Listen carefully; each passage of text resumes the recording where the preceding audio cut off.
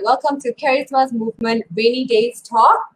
I'm Jasprit, your MC for tonight, as well as the moderator for the night.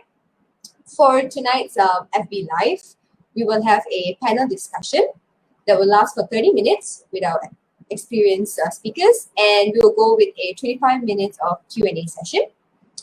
So these three amazing faces you see today, let me introduce you. On this very night, joining us are Miss Farah Iman Muhammad Najib, who's an environmental microbiology research assistant.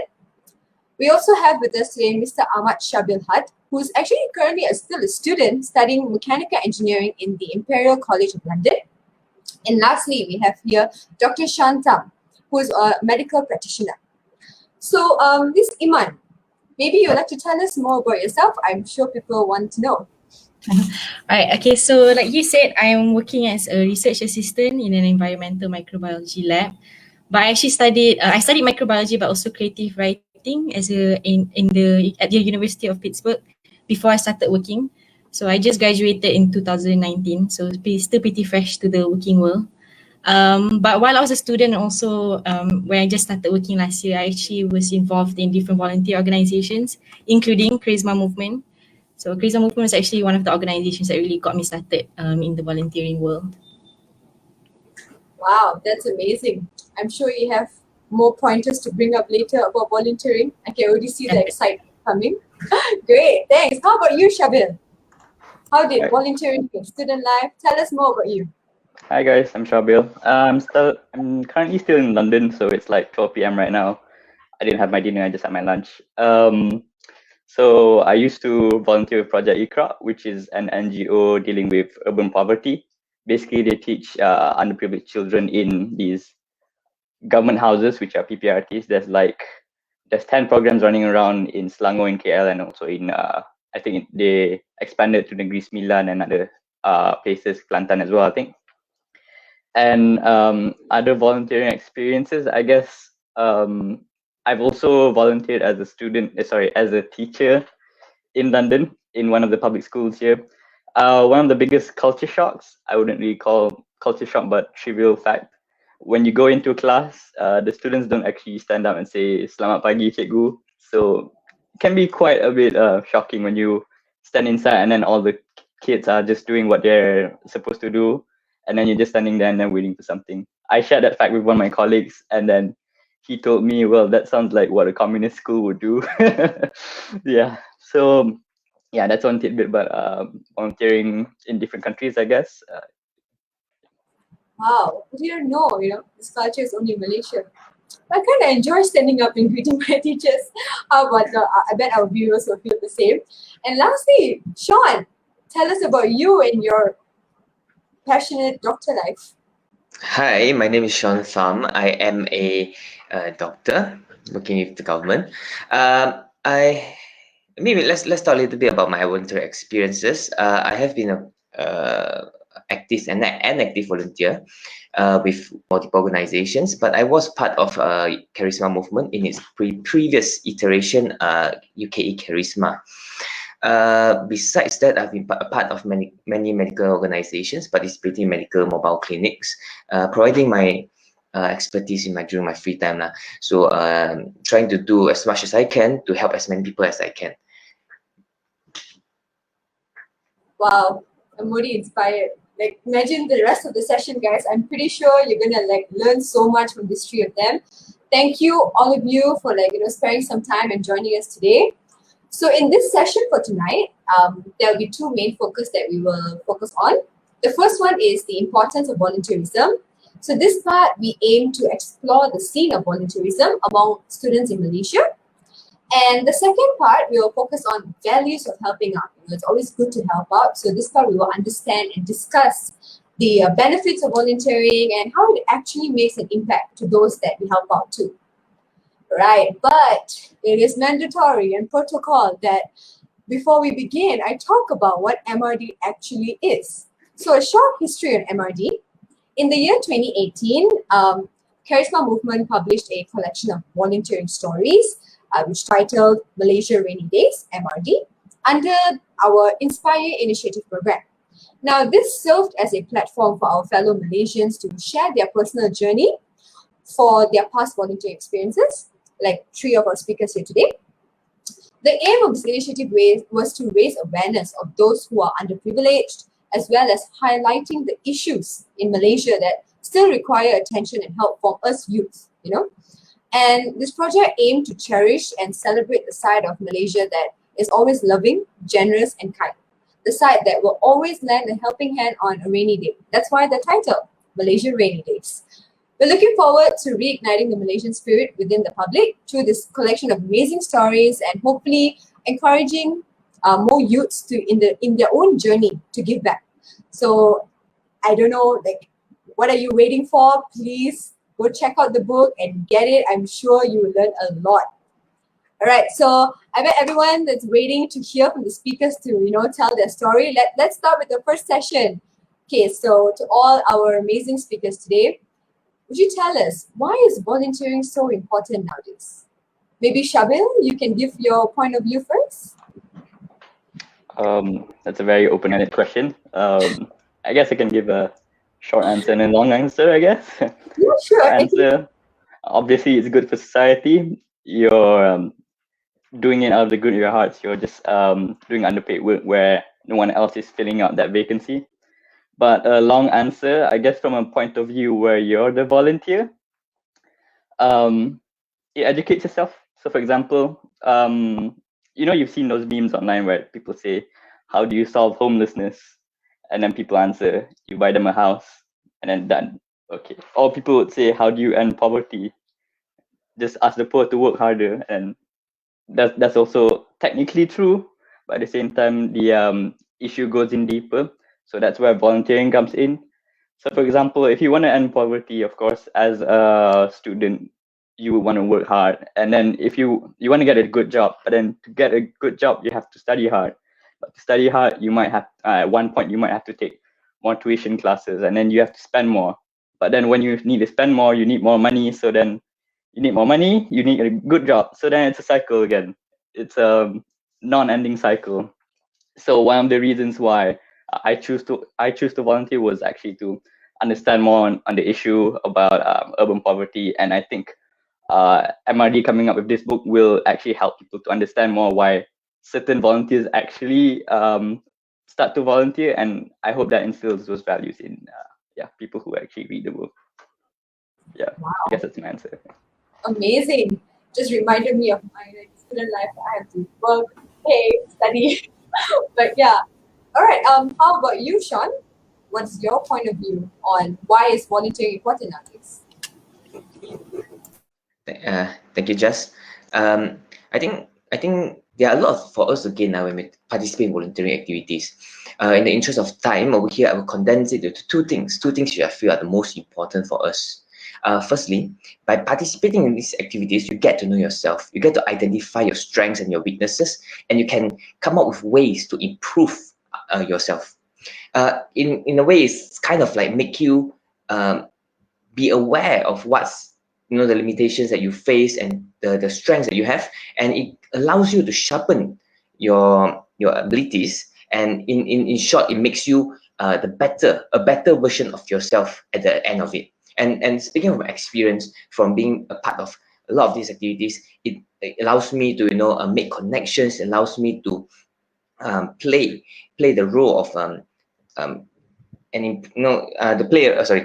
play the role of improving myself, and it allows me to become a better person compared to previously. Now, the second thing over here is about contributing to the nation. As Shabir says, we can always sit in a comfortable office room and we can talk about solutions, but nothing is as important as nothing comes close to being actually on the ground, experiencing things for yourself. That is when you find the actual solutions. And it's not just by sitting down and talk. It allows, you need to know what people are actually experiencing before you can come up with solutions. Or do you, Jess? That's amazing. I actually agree with whatever you say, because that's what I went through as well. So yes, and to all our viewers out there, if you're curious, you want to know like what are they talking about, you want to know more like follow-up questions, please comment down below your curiosity. We will answer. We will raise the question to our amazing speakers today, and they will answer it for you. So Iman, do you think that a lot of your peers or your friends actually like to volunteer, or do they also participate in volunteer? Um, well, I guess I do have a lot of friends who volunteer, just because I've been quite involved with, different volunteering organizations, and, I've gained a whole new circle of friends just from these volunteering organizations. But even outside of my volunteering friends who I've met through the organizations, I do think that other people do volunteer, but, a lot of them do volunteer through their classes, because I think, if I'm not mistaken, like in Malaysian universities, there's usually at least one class that requires you to do some sort of community work. So that's, from what I've heard from my friends, that usually acts as like a starting point for some of them. Do all of my friends volunteer? No.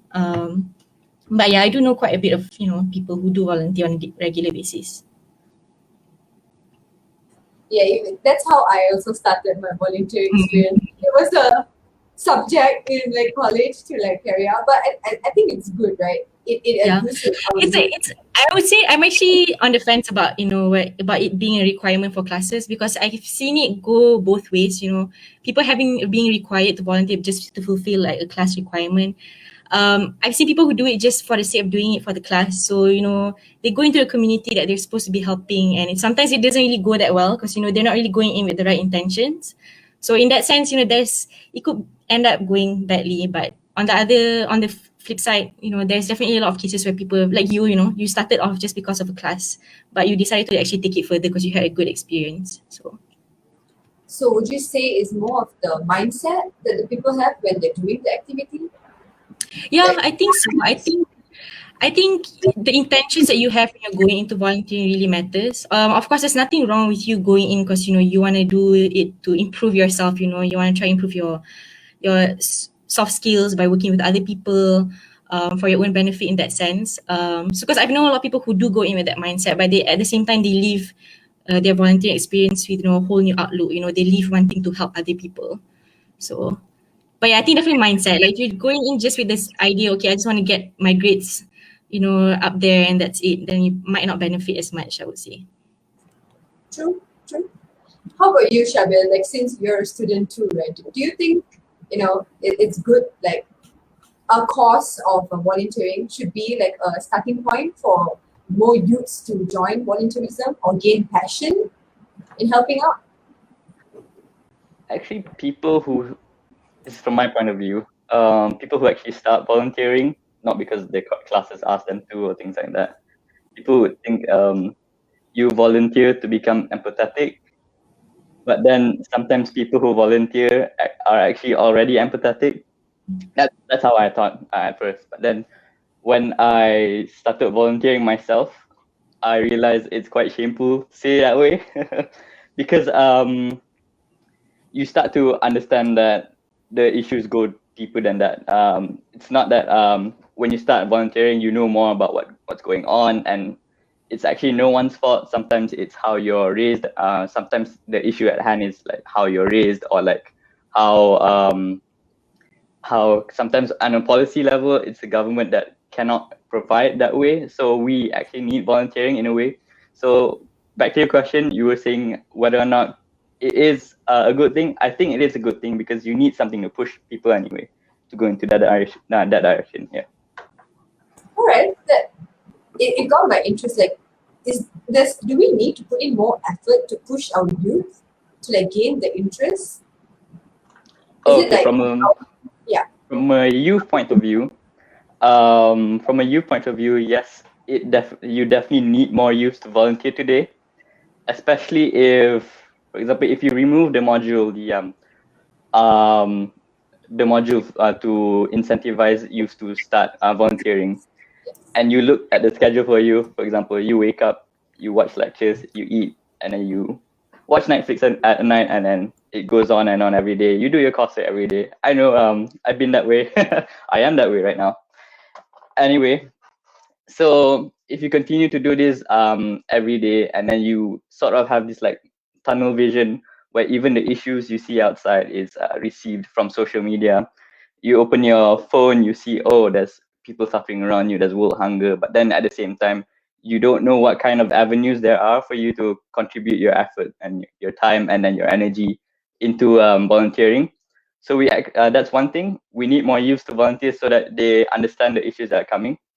And from the organization's point of view, for example, for the NGO, for example, Project Iqra, we need more youth to volunteer in Project Iqra because, for example, if I volunteer there versus my mom, if the kids will look at my mom as if there's someone older, but then if they look at people who are the same age as me, they look at us as if we're like elder brothers or elder sisters. So it really helps them to connect and interact, and then not only does it help the youth to tap into things which are outside their social circles, but also for the kids there as well. So it provides exposure for us as volunteers and also for the kids who actually need the help. Yeah, so that's Amazing. Thank you, Shabir. I bet most of our viewers here are definitely students that's having those hectic life that you just mentioned. Sean, you were a medical student, you were studying medicine, and you still have the passion to want to help out. So, like, how did you manage that busy studying life and also join activities like for volunteering? Okay, thank you, Jess. I think over here, I will answer your question, but before that, let's go into a quick disclaimer here. A lot of people do volunteer. For example, when you help people get something or something like, or for example, when a teacher actually asks siapa nak jawab, you raise your hand and you jawab, that's you volunteering. In this context, we are talking about participating in a defined activity at a certain place or time to achieve something, like perhaps a teaching or like gotong royong in the place. Now, there are a lot of people saying that they do not have the time to actually participate in this, do not have time, energy, effort. Now, this is a common response that I hear when when we are trying to get people to be a part of the activities that you participate in. Now, why do I participate in volunteering activities? Because this is because what I do, what I know is that I clearly set up the goals that I want to achieve when I go for an activity. So it could be perhaps to get to know people.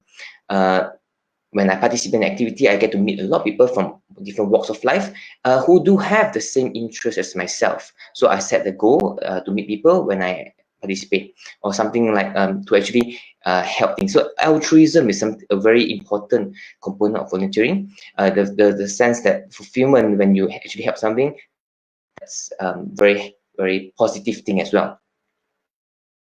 Another thing that I have is about time management. So we all are very busy with our lives. We all do have have to leave different important things, right? But the most important thing is if you are able to manage your time well, and this is very important. Volunteering helped me learn how to manage my time, and because of that, I'm able to conduct multiple activities at one time at the same time, and still be able to lead a somewhat okay, fulfilling life. Yes, I actually agree with that. Like, I think that's one thing our youth are confused about. They always complain like, "Oh, I got no time." But actually, volunteering makes you learn about time. Makes you manage your time better. So yeah, and thank you, like Sean, for defining the volunteering part. I think it was my mistake. I didn't tell what exactly volunteering we're focused on. But yes, I bet a lot of our viewers are want to know more. So please keep dropping a question. I see it's such amazing question. I'll bring it up later. All right, so moving on to the next question to Iman. Has volunteering made an impact or helped you develop your career-wise? So we've heard on personal time management from Sean. What about your career? Okay. Well, I'm still at the very early stages of my career, so it's still developing. But I would say I did go to a few interviews before I ended up with the job that I have now, and even with the interview that led to my current job. My volunteering experiences did come up because it was on my resume, and I found that the people who interviewed me were quite interested because I guess it shows you're able to work with other people. They want to hear more about it. How are you helping the community? So in that sense, I would say it was helpful in my job search. And I think for anybody else, if you do have volunteering experiences, it would be a plus point for you as a potential candidate. Yeah, even like some of my friends, like they ask me, do I need to volunteer to boost up my CV? Like, would that help me in my interview? Yeah. Like, is And that really something to like they look for? I don't know whether they look for it specifically, but I think it definitely helps you. And actually, I never did an internship when I was a student. I actually prioritized my volunteering work instead. So during whenever I came back for the summer, I chose to do the volunteering instead of going for an internship. I mean, I did join a lab during my semester. I would just go in between classes. So I was very concerned. I don't have any internship experiences. So how will this affect me? As someone who's looking for my first job. I don't have any working experience. But I guess the volunteering bit did help quite a bit. You see, So guys. I would definitely go for it if you guys are thinking about it. Okay, if I add on, Yes, please. Yes, thank you, Shabin. yeah, sometimes when you do an internship experience for a company, people already know what the company does. But when you volunteer, it's a good question in an interview. People would actually ask you, so you volunteered here, what does the organization do? They're just trying to see if you actually know what kind of issues you were handling, and they actually want to gauge how much you've actually contributed and if you were actually really in the you were actually committed to that volunteering experience. Yeah. So what I'm trying to say is it's actually a good talking point when you're talking in interviews. Yeah. And yeah, I mean, if whoever is watching, if you guys don't already know, actually, Christian often has a like 2-week volunteering program, 1-week volunteering programs, which I think it's a nice experience also because you can volunteer one-off, which is nothing wrong with that. I think that's completely fine. But like Shabi said, people might want to know how involved were you. So going for something a bit longer term is also an option. It might give you a different perspective also on volunteering. I can perhaps chip in a little here. I was part of this charisma movement 2-week program in Sabah, and it was a really life. I mean, I wouldn't say life changing, but it was a very enjoyable experience.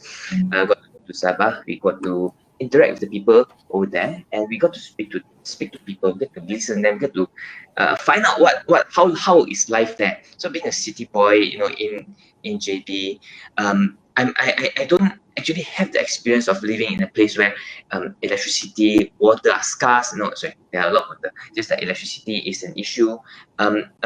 You don't get to understand what's going on over there in the interiors. So if you happen to be listening, I would encourage you to be a part of the project.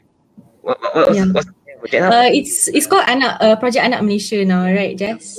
Yes, correct. Yeah. So it was previously called Project Teringai Temunda. Yeah. So yeah, I don't know Sean which school you went to, but I went to Teringai. They actually had water issues as well. So but I think this goes back to what you were saying earlier, Sean, but volunteering is also about you actually being on the ground and learning how things actually are. Because like Sean, I think I grew up in a pretty privileged background, very healthy family life, went to school, had my parents sent me for tuition, I even had all the emotional support that I needed. But if you go to a lot of not just rural schools, even like urban schools, there's a lot of students out there who do not have these resources, whether it's just extra books to read or even a healthy, stable life at home, which actually plays a lot into how well you do in school. With the whole, talking about like developing and being on the ground and learning, this is just something that popped out in my head, but I don't want to sound harsh. So it's like, do you think that when we see all these issues or when we're there, like you see Sean saw that water issues and all, do you think we should feel like, is a sense of pity, like, is that bad that we feel pity, or is it like, do we have to be empathic? Like, what kind of feeling? I don't know, because I'm always curious when I'm there. I always feel like I feel pity, but I also want to make a change. So, like, what do you think about that? Because I think, like, even some of my friends, they were like, oh, whenever I go see these issues, I feel so sad they're in this condition. But there's something they like, just feel sad for the moment and then they don't make a change. Like, hello. So, I don't know if I felt pity. I didn't pity them because I felt like they had a lot of things. They didn't have like physical things I didn't have, but they had a lot of strengths that I felt like I didn't really have from my background. I felt indignant or angry, I would say is the word, because it just seems very really understand what education inequity is when you actually go to the schools and see the conditions that they are and like how they are struggling just to learn even basic things and how easy it is in other parts of Malaysia. And it shouldn't be like that, you know, it's a government school. I feel like they should have basic access. You know, you just go in and out of their kampong, or, you know, have a steady supply of water and electricity and things like that, that would allow them to get a better education, but they don't. So I didn't feel pity for them. I felt quite angry and I felt the need to actually do more. So that was how I felt personally. I don't know about Shabil and Sean. You know, they might have felt other things. Yeah, guys, like what do you guys felt like when you were that, like, not emotion wise? It definitely led me to appreciate the things that I have. So, very privileged person coming from a middle class family. I got the things that I needed. But the thing is, it allows you to see that the things that are not there, and you start thinking, why are they not there? What can you do to make sure that these things are there, and how can you work for a future where these things that are supposed to be equal. We are all, we are all parts of Malaysia, and we are supposed to be receiving the same amount of things. So it makes you think in that sense, and it makes you want to find ways to help them.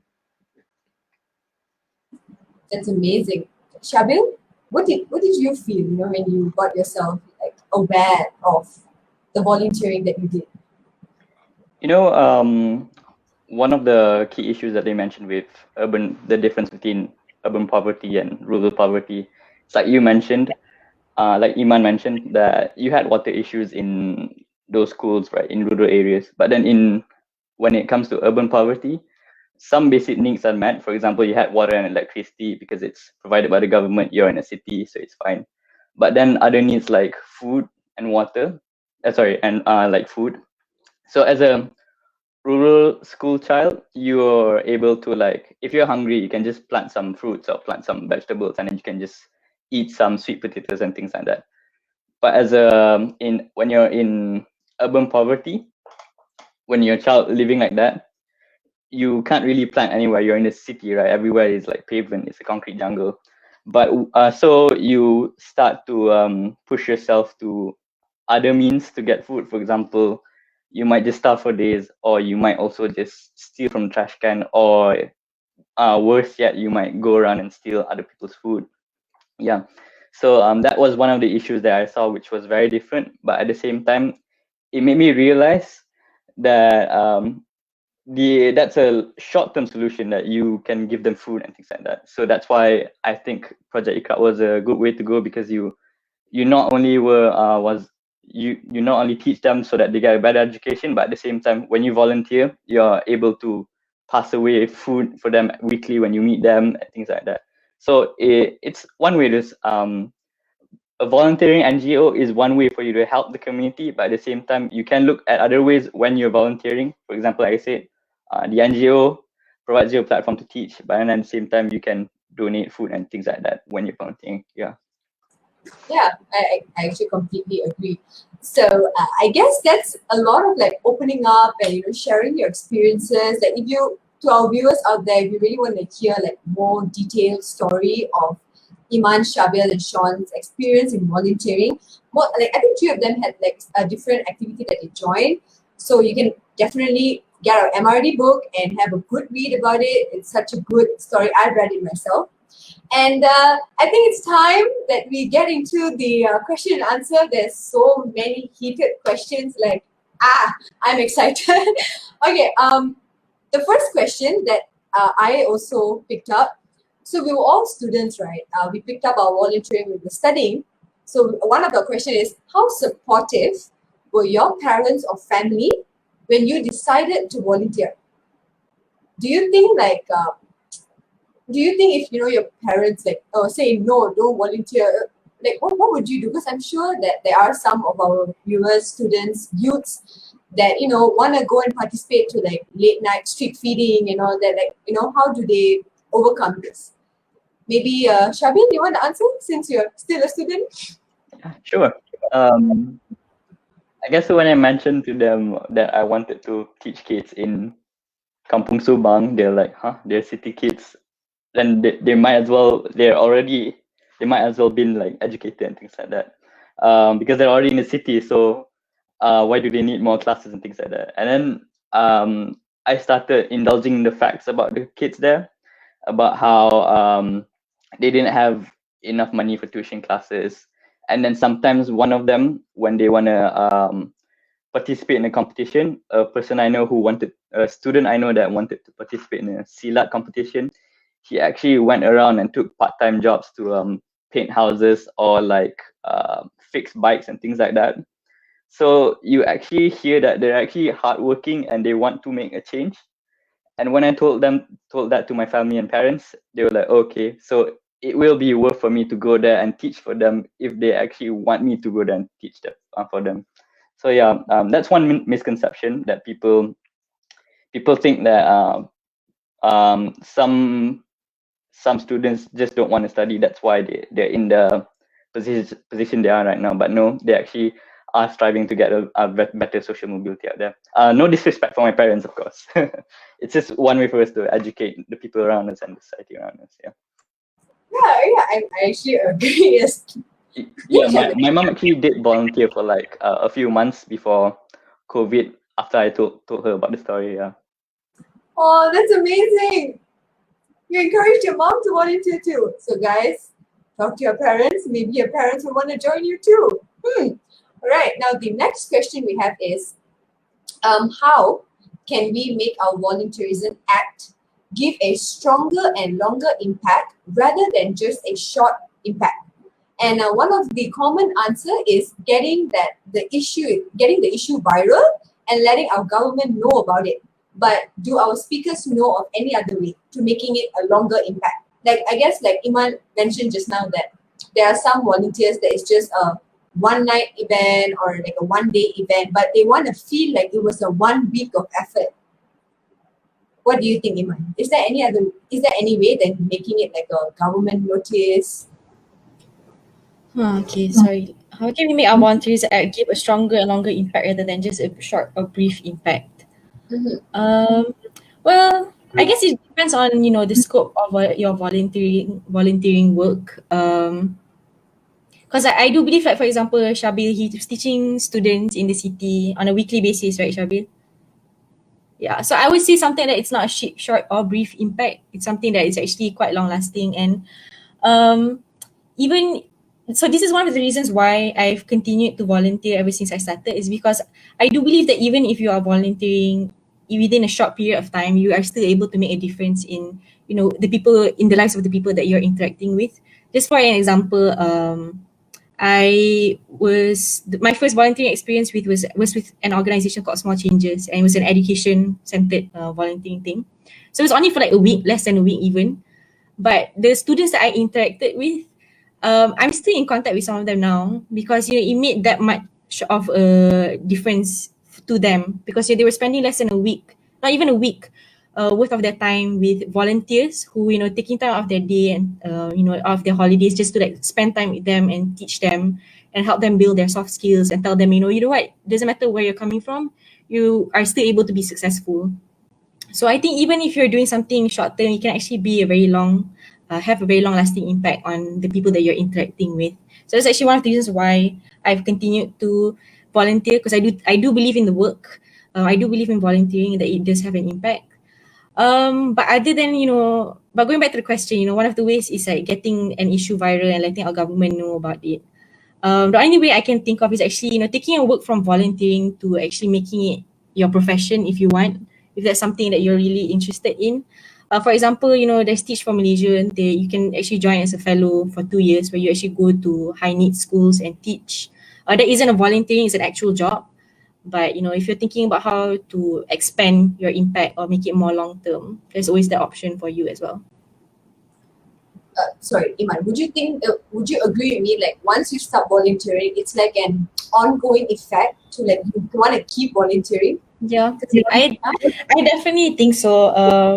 I think I've gotten to a point when if I'm not volunteering, I feel like, oh, okay, what else can I do? What's like the next step, or what's the next thing I can get involved in?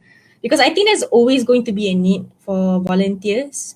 I guess in an ideal world, the institutions that we have in place would be sufficient in, serving the needs of the people. But, of course, we all know that's not true. So I think there's always going to be a need for volunteers, a need for people to help out in the community and give back in some way. So that's always at the back of my mind, I would say. And that's would always make me feel like I want to keep on volunteering. That's amazing. Thank you, Iman. I think you've inspired a lot of our viewers. All right, next question. Oh, wow. What a question. So our question asker asked that they have heard the perception that volunteering is only for rich people. Sean, do you want to give like your view on this question? What do you think? Is it true? 'Cause I don't think it's true. The short answer is no. The answer is no.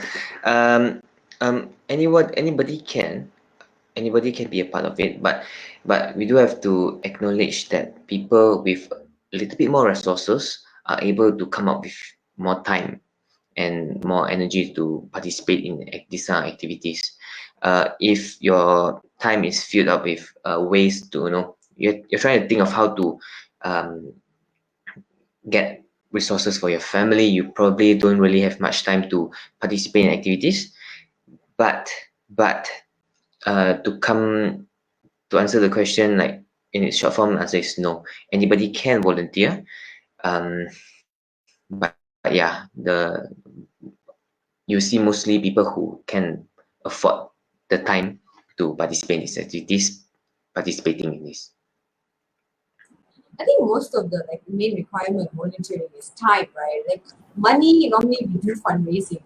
Yeah. So it's like But I think that goes back to what Sean was saying. If you have more resources, you actually have the time to fundraise. People who are already struggling on a day-to-day basis, they don't have the time, or even and they might not have the time or energy to even fundraise. Which for some organizations, including Charisma Movement, it is a requirement.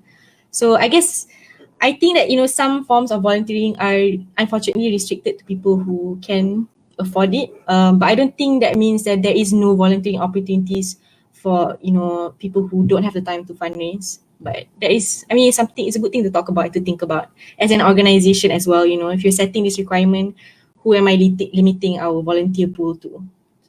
This is a very in-depth. This requires a very in-depth discussion, actually, with a bit of extended time. if we have more time, we will let Sean discuss more with you. All right, guys. Next question. I think Shabil, you'll be the best to answer this because it's a very what do you call that? Specific. They say for students in the UK who come back to Malaysia over the summer, how would you advise them to choose from getting an internship or going on a volunteering program? Or can they do both? I would say you could do both.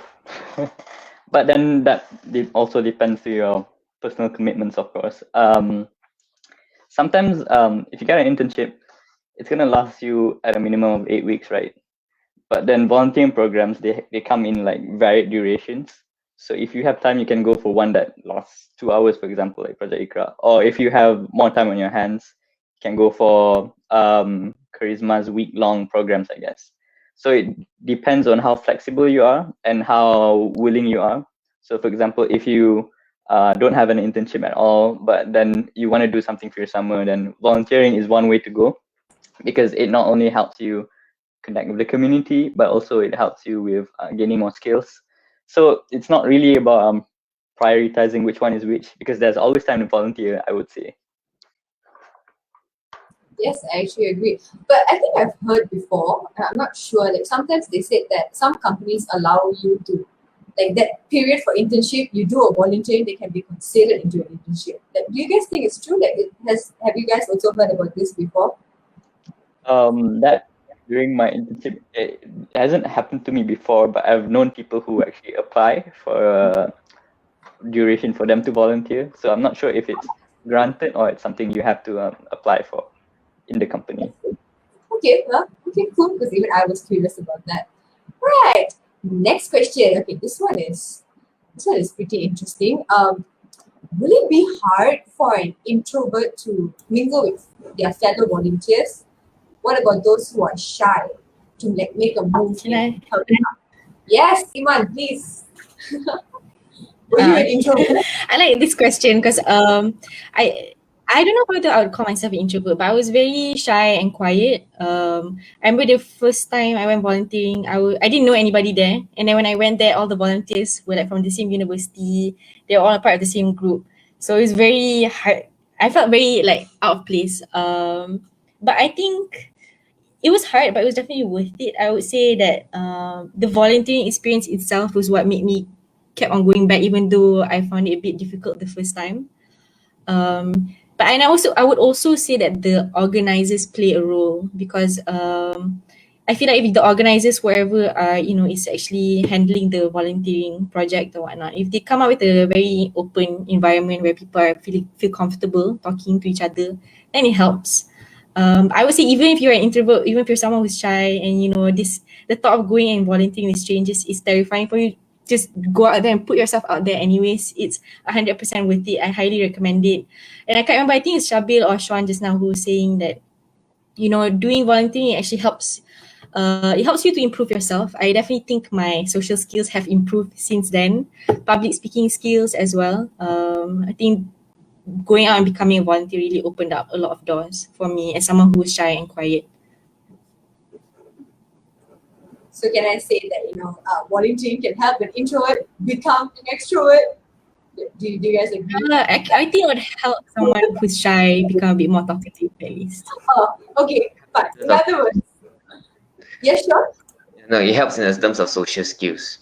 Okay, that's good. So we have learned that you will improve your social skills when you volunteer. So volunteer, guys. Okay. Okay. I think this next question comes from someone who actually is a volunteer, and they want to know how do they get to change someone who sees volunteering as nothing, to change their perspective on seeing volunteer as nothing. How do they change their perspective on that? Does anybody want to answer? Maybe Sean, you want to answer? How can you help change someone's perspective on volunteerism? Maybe they say there's no need to do lah, got so many other people to do ma. Malaysia got so many youngsters. Why do I need to be there? No, But you see potential in them. Yes, sure, yes. I think it ties in back to what I mentioned just now. You need to set goals for your activities. There must be something that you have gotten, you will get from participating in volunteer activities. Like I said previously, my goal was to improve myself in terms of my soft skills, in terms of my communication with other people. It can also be as simple as the kind of like altruistic feeling that you get after it is the endorphin that you get after participating in volunteer activities. So I would say that it will never be nothing. You will certainly get something. You just have to be aware of the things that you are getting. Thank you, Sean. Yeah, I actually agree because that's what happened to me as well. I set my goal and here I am. All right, next question. What was one of your best fulfilled experiences? So we have talked about personal development. We have talked about emotions that you felt. What was your fulfilled experiences that you guys had during one of your any volunteering activities? It can be with Charisma. It can be right now anything that you're doing related to volunteering. Does maybe Shabin, you want to give your point of view? Yeah, I have one.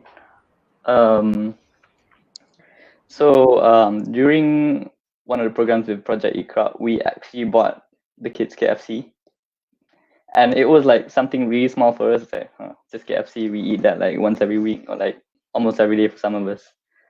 But then what we realized was the kids didn't actually eat the KFC until it was finished.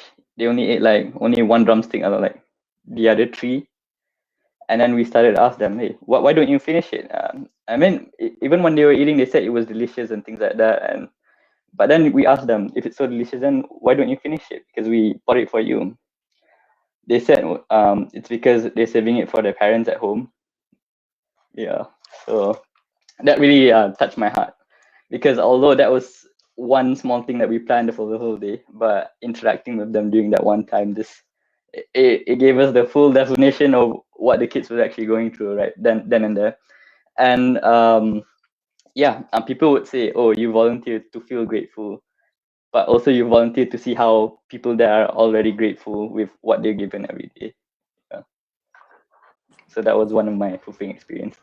Looking at kids eating at KFC, eating KFC. So. Oh my god. Wow. Yeah, I think that, okay, maybe even though they are like, I mean, you can get KFC any day for us, right? But when they got KFC, they feel like, you know, I want my parents to also try it. Like, wow. Iman, do you want to share? Let's hear your point of view. Yeah, sure. There's many experiences I would say, but I think so. Okay, so for I volunteered with this. It's a 1 week program called Seeds of Deeds. So in my group, it's an education volunteering project. So in my group, there was this girl. She was super shy. Very timid, and she was so afraid of speaking. So for that volunteering project specifically, we were really focusing on speaking English. But a lot of them were having confidence issues, when they were talking English. But even when she was speaking Malay, which is, her first language, she would have to whisper in my ear. She would not speak outright because she was so timid. Yeah, and she was really shy, and it was very difficult for me to get her to even speak out loud, even within the group. So that was the girl that I knew during that project. And that was for 1 week. And then the following year, we had the same project with the same students because we wanted to see, how they had improved and things like that. And I remember during the second year, we usually call out for volunteers, students to come up and speak in front. And she was the first person to actually raise her hand and like insist on going in front. So I think that at that point, it was amazing to me because she went from this super shy and timid girl who had to like whisper in your ear to being the first to actually volunteer and go speak in front. And then when I went up to speak to her, this was a year after I first met her. She was like a completely different person. And she said that it was meeting the volunteers and the whole project, the program that really helped her get out of her comfort zone and really start practicing. And she was apparently doing things at school, also organizing things for her friends to give them opportunities also. So I thought that was really cool. And I felt like, okay, wow. So, this actually works. I was quite skeptical, to be honest, when I first started volunteering. But I think after that, I really like, okay, it's worth the time that you're spending. Yeah, honestly, guys, you see, you just heard Iman, like when you volunteer, you actually do make a change in others. It can be human or environment, anything. Okay, this question is, I want to know your answer too. Like, there are so many NGOs out there, but out of like all the other volunteering NGOs that you know of, like what made you want to join Charisma and, use this platform to make a change? Sean, how about you? Okay. Ties in with your personal goals again. So what do you want to achieve? You need to know yourself, right? You need to know what you want, who you are, what do you want to achieve, what do you want to do. So for me, I wanted to interact with people. I wanted to make an impact, right, in terms of people, and I read through the testimonies of the previous participants of the Charisma, alumni, and they came back with glowing stories of what they have done over the course of 2 weeks. They have done a lot of things, got to make get to know people, get to make a change in people's life lah. That's the most important. And for me, I thought that is a good thing for me to do when I was able to do so. So as a student, I do have the time. I was able to take out 2 weeks of my life to participate in this event, this project, and I'm just very happy that I was part of this. If yeah. So what made me choose what? It's because of this is what I want. As an advice to people, you need to know what you want to achieve. What you need to know yourself, and only through participating in these activities, you get to learn more about yourself. All right, guys, I will repeat what Sean said. Know what you want, know who you are, and set your goals. So these three things, guys, you answer it and you know what organization to choose and where you want to help out. Thank you, Sean. How about you, Shabir? Why did you want to join Charisma? Why did I want to? Well, it's because I saw my skills as something that can be contributed to charisma. So it's the skill set that you already have is one way for you to contribute to an organization attempt or a volunteering attempt. So I chose charisma because also one of my friends was already joining, so he actually pushed me. I'm looking at you, Ming. Yeah. So I guess if you think of it backwards, what you join will also influence other people. So thank you, Ming, for influencing me to join charisma. Yeah. For those viewers who do not know who Ming is one of the current co-director of Charisma Movement right now. So yeah, thanks Ming for inspiring Shabir. Yeah, so do all of you agree that what like your characteristic has to match with like the organization you want to join in and be a volunteer, like do volunteering? Iman, what about you? I mean, Iman, you've joined so many other organizations, right? Not Charisma only. Yeah. So I think okay, so I'm quite involved in two organizations. One is called Small Changes and the other one is Charisma Movement. Quite involved on the same level, I would say. I would say the reason why I chose these two, I have joined in other organizations, their initiatives as well, but I start with these two. I think it's because the values that the organizations hold. I feel like it's very sincere in the sense and very welcoming for the volunteers. So even if you're someone new, I feel like both Charisma Movement and Small Changes really makes volunteers feel at ease in trying out something new, really encouraging and very warm. So, and there's always this emphasis that, you're not doing it for yourself, you're always doing it for the beneficiaries, which I think is very important. And sometimes, that perspective can get lost. I think when you're really busy doing the work, you forget why you're doing it. But I feel like these two organizations really help. They really know how to like remind people, why we're doing it exactly. It's not for ourselves, but it's to help the people around us. So I guess in that sense, I guess maybe I don't know if that really matches my characteristics, but values wise, I feel like my values align well with charisma, for example, and that's why I chose charisma movement, anyways. Yeah, okay, yeah. I mean, I actually like agree as well. Even for me, like when I was trying out to find like organizations to choose, I don't know why I kind of like connected with Charisma, and I think I made the best decision. The people that I met here, they want to make me keep going. So yeah, guys, I think an advice from all our speakers to our viewers out there is to understand your passion and like which one suits you and the values that the organization provides for you also. And also, can I just add on a bit, Jess? Definitely, go ahead. I think also looking at what initiatives or projects or programs that the organizations do also matters. Like one of the reasons I initially started with Charisma Movement is because I was looking for something that was a bit longer term than just a day off or like a week long project. Like Movement offers like 2 weeks volunteering program, which I thought was a bit more immersive, and that's one of the reasons as well. But if you're someone who's looking for just an hour every weekend, I think there's like other organizations that you do things like that as well. Like Shabi mentioned, Project Ikra did weekly classes. So it really depends on what kind of commitment you're able to handle also. Yeah, I agree. Next question. Maybe we'll like pick up like about 2 or like 3 questions depending on the time. It's been one amazing hour with our amazing speakers for tonight. Let's go to the next question. I think Sean, you'll be the best to answer this. Is to inspire the kids in rural areas. For example, when we volunteer in Sabah, when we are not in their shoes in the first place, like their hardship is so much different than ours. So I think this viewer wants to know that like how do you approach, how do you want to help them when they think that we do not understand them, that we are not in their shoes? Yeah, this is a very difficult question to answer. Thank you for the question. Really puts me in a very difficult spot here. But I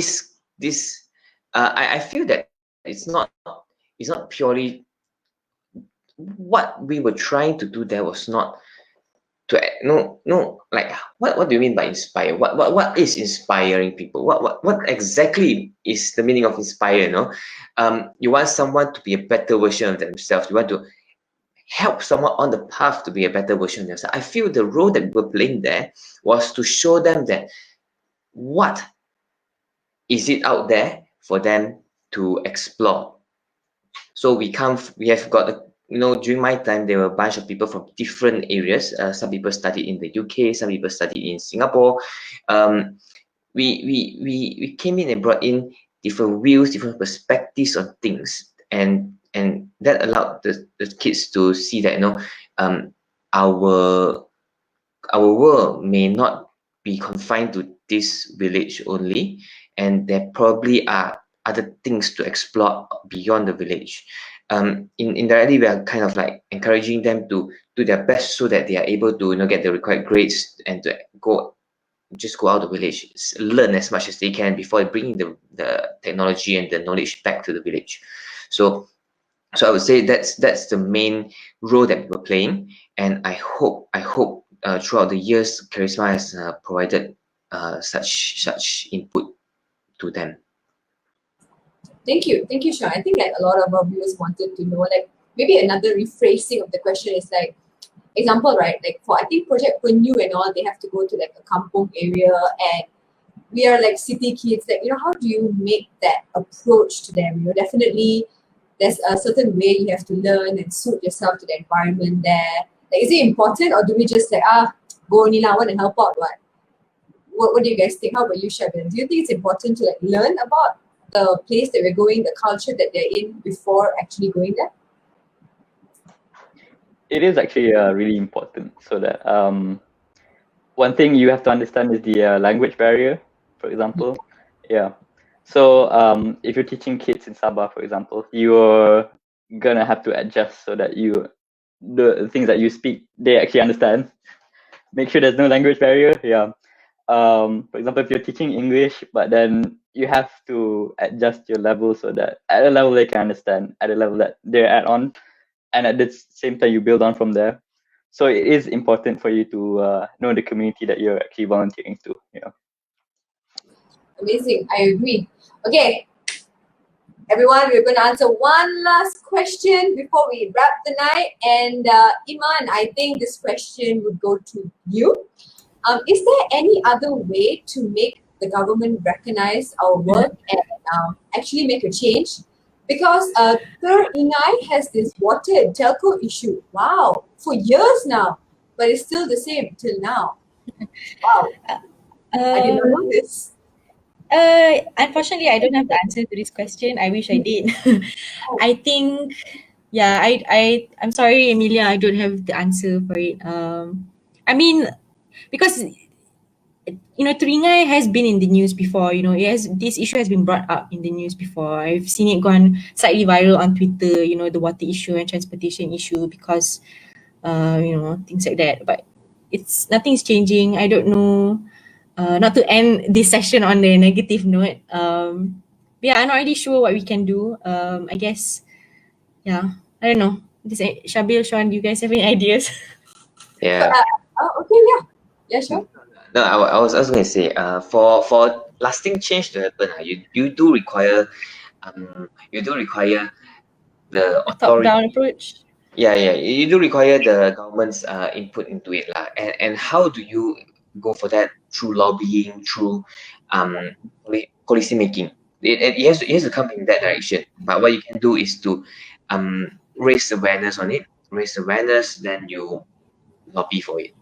It's not going to be a one day, today I come, tomorrow it's going to settle. No, it's going to take a lot of hard work, and we need to work very hard in that direction. Yeah. I think volunteering wouldn't solve structural issues like that. I would say you will have to really Sean was saying, lobbying, policy making, that's the way to go. Yeah. But I must say when I was there was no internet at all. For someone with constant 24/7 internet, it was tough. So you got to learn a bit more about yourself, lah. So I think, and that's why volunteering is important, because we might not have the capacity right now. Maybe some people might want to go into become someone working in the government, where you can actually make policy changes. But I guess that's why volunteering is so important now. I guess it helps fill in the gaps that's existing right now, even if you aren't able to make big changes yet. Great. Sorry, I don't know what I pressed. Something went wrong. Iman, you mentioned MRD just now. Do you think that our MRD book can like inspire and like, encourage more of our youth peers to take up volunteering? Can this be a starting point for them? Yeah, definitely. I think even if you're not interested in like going into volunteering yet, you just want to know like what's it like. Definitely just buy the book and have a read. The stories are super short. They're only like 1 or 2 pages. It's very light read. And they're written by people, just an everyday student, young adult. So yeah, I definitely encourage it. Don't forget that buying the book itself is volunteering. It's a charity. Yeah. Yeah, the Yeah. donations go towards charisma movements projects, right, Jess? Yes, correct, exactly. Yes, oh my god, I forgot to mention that. See guys, this is your starting point. I hope that our three amazing speakers today managed to inspire our youth. Like, what do y'all feel the session was today? Was it good? Y'all did amazing. I learned from you. How was the night for y'all? Before we end, let's have a short review. Like, how was it for y'all? Did you have fun? Can I get like a thumbs up from all our speakers? Definitely, it's good. Right. Okay. So yes. So to those like our viewers who are actually interested and you really want to read the book, you want to know more about the speakers and also other stories. The book is actually just RM35. You can purchase it from you can check out our FB and Instagram. There's a link. And if you're in UK, it is £7.5 conversion rate. So yes, thank you everyone for viewing our FB Live today. Thank you to our speakers for joining us today. I think it was a great night. I hope I have entertained and did a good job as a moderator. And yeah, I guess good night everyone and hope you get inspired. Thank you. Bye-bye. Thank you. Let's all wave to our amazing viewers. Woo.